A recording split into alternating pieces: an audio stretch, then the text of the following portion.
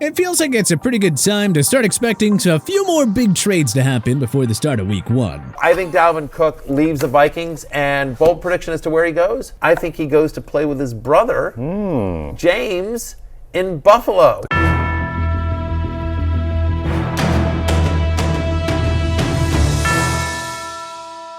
Who's going to get traded and where they're going to go? Here are 10 logical NFL offseason blockbuster trade ideas that could still happen before week 1. Let's go. The Bills get cooking. Minnesota Vikings star running back Dalvin Cook has been the subject of trade rumors since the end of the 2022 season. It's not a knock against Cook's talents, but rather the fact that the cap-strapped Vikings could save a lot of money by cutting or trading Cook. Trading Cook saves the Vikings a whopping $11 million, giving the front office plenty of room to add another impactful player or two before week 1. And no team makes better sense as a fit for Cook than the Buffalo Bills. Buffalo, for one, is in win-now mode and in need of a true RB1. They haven't had a 1,000-yard rusher since LaShawn McCoy in 2017. Their leading rusher of 2022, Devin Singletary, left for the Houston Texans in free agency. Cook, Josh Allen, and Stephon Diggs would immediately form one of the NFL's top offensive triplets. Not to mention that Dalvin would have the opportunity to play with younger brother James, who is now entering his second NFL season. Many would ideally want to trade Cook to a non-NFC team too, making the Bills the logical landing spot. Something along the lines of 2 mid-round picks should be enough for Buffalo to get it done.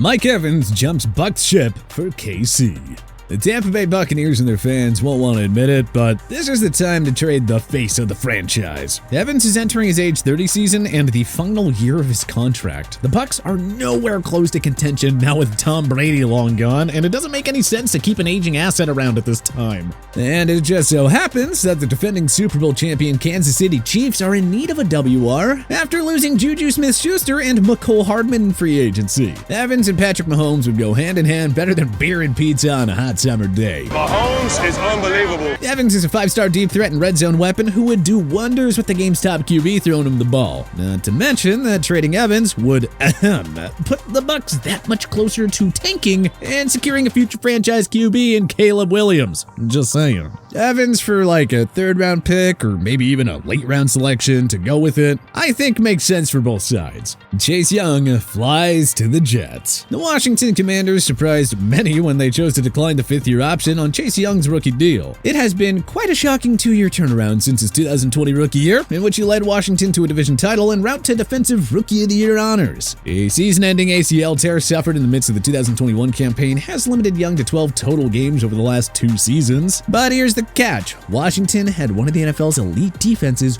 without Young for most of 2022, finishing 7th in points, 3rd in yards, and just outside of the top 10 in sacks. So, do they need Young? No, not really. Not with Jonathan Allen, Montez Sweat, and Deron Payne leading the front 7. The C's could get some nice compensation for the 2nd overall pick of 2020, and the New York Jets, suddenly in win-now mode with Aaron Rodgers, make perfect sense here. Young would join one of the game's elite defensive minds in Robert Saleh, working in a D that features reigning Droy Ahmad Sauce Gardner, Quinnen Williams, Jermaine Johnson II, Will McDonald IV, and Carl Lawson. So how about like a 2nd-round pick for Young, and then the Jets immediately give him a contract extension? Or hey, what if the Jets were to trade one of their defensive linemen, Johnson II or even Lawson, plus draft compensation for Young? Look, either way, Young to the Jets makes all the sense in the world, and we know Aaron Rodgers would smile aplenty if Young came to town.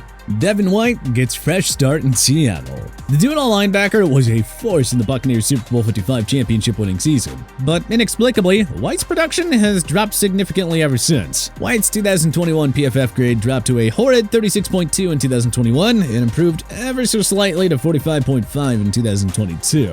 So, I mean, think about that. The number 5 selection of the 2019 NFL Draft has done more harm than good on the field for the Bucs. Hooray! Now, White actually requested a trade earlier in the offseason, but so far, the Bucs have stood firm on wanting to keep him. But come on, at some point, GM Jason Light will likely blink and agree to trade away his disgruntled linebacker. The Seattle Seahawks make ideal sense as a landing spot for White. You see, they brought back old friend Bobby Wagner in free agency, pairing him with 2022 breakout star Uchenna Nwosu. But adding White to a defense loaded with young stars and proven vets might actually do the trick in helping him regain his Pro Bowl form. Pete Carroll is the ultimate players coach, and the Hawks are no strangers to successful reclamation projects. Given White's struggles over the last last 2 years, the Bucs shouldn't expect to get much in trade compensation. But like we said on the Evans entry, trading away a White only helps Tampa's chances of getting Caleb Williams. White to the Seahawks for 4th and 5th round picks should get the job done. Maybe Seattle throws in like an extra roster player to maybe sweeten the deal. Either way, the bottom line is that White would be way better off in Emerald City than Tampa Bay in 2023.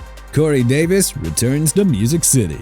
You ever break up with your significant other thinking that there's someone better out there, only to realize there isn't someone better and that your ex was the right person for you all along? Yeah, that's sort of the type of mindset the Tennessee Titans and Corey Davis should have with each other. Now, their party has been the same, quite frankly, since Davis left for the Jets in 2021 free agency. Davis signed a 3-year deal with New York worth $37.5 million. Through 2 seasons as a Jet, he missed 12 games and caught just 66 passes for 1,028 yards and 6 touchdowns. Meanwhile, the Titans haven't won a playoff game since his departure. Hindsight is 2020, but they should have just paid Davis following a career year in 2020, one in which he caught 65 passes for 984 yards and 5 touchdowns. Davis hasn't worked with the Jets, and the Titans need receiver help with the 2022 first-rounder Treylon Burks being the only semi-impactful receiver on the roster. Davis was a fine WR2 during his tenure in Music City. The Jets should be happy to give Davis away at this point. Surely, the Titans could get Davis for something as low as a 5th or 6th round pick, and thus Ryan Tannehill would be reunited with one of his favorite targets. And maybe, just maybe, Davis's arrival helps the Titans offense get going once again following a disappointing 2022 outing.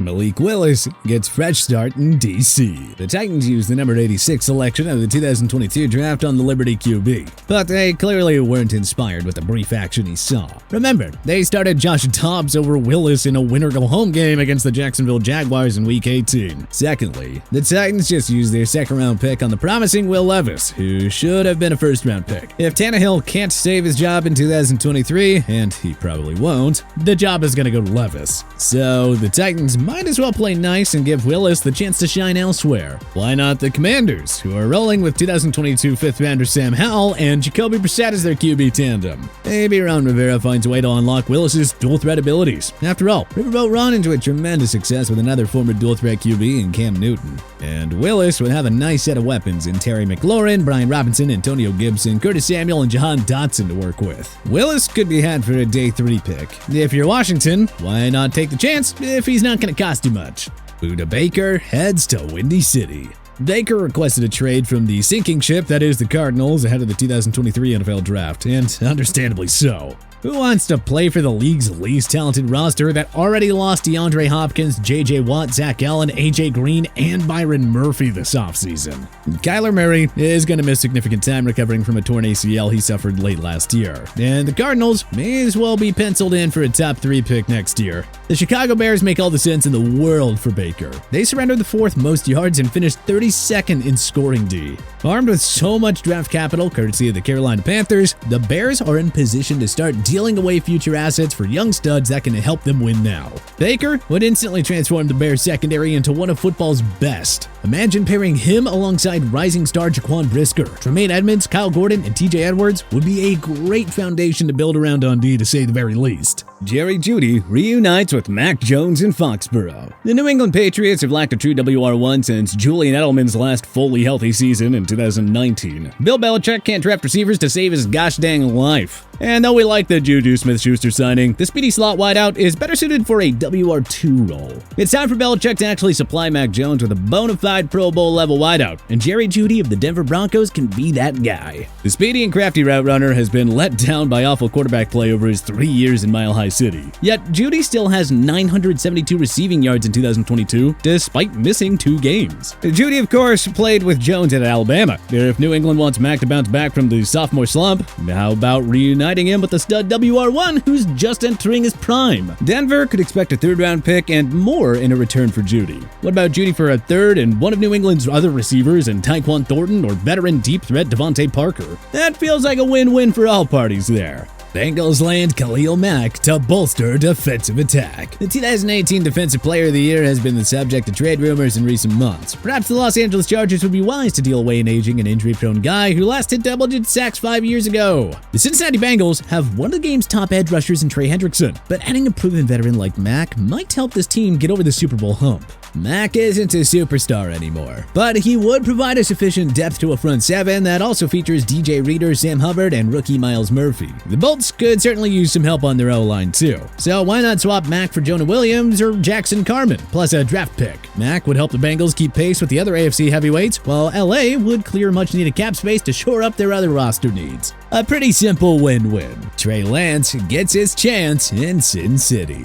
Lance was supposed to be the new franchise QB in San Francisco, but his sophomore year ended with a gruesome ankle injury against the Seattle Seahawks in Week 2. Jimmy Garoppolo suffered a season-ending foot injury 11 weeks later, prompting the 49ers to use 2022 Mr. Irrelevant Brock Purdy the rest of the way. Purdy went 5-0 as a starter and led San Fran to the NFC Championship game. If he didn't suffer an elbow injury early in the game, maybe the 49ers would have been your Super Bowl 56 champions. Just maybe. The 49ers have every reason to roll with Purdy and move on from Lance. And given the issues with Garoppolo's health and contract situation, the Las Vegas Raiders should be at the front of the line for Lance's services. We still don't know what kind of QB Lance could be at the NFL level, but we will say this. Joining a star-studded Vegas offense consisting of Devontae Adams, Hunter Renfrow, reigning rushing champ Josh Jacobs, Jacoby Myers, and rookie tight end Michael Mayer would put Lance in good position to succeed right away. How ironic would it be if Garoppolo lost his starting job to Lance again, this time in Sin City? Well, the Raiders need a quarterback now, and maybe Josh McDaniels could fully unlock Lance the way he helped unlock Mac Jones as a rookie. But what other blockbuster NFL trades do you think could still happen this offseason?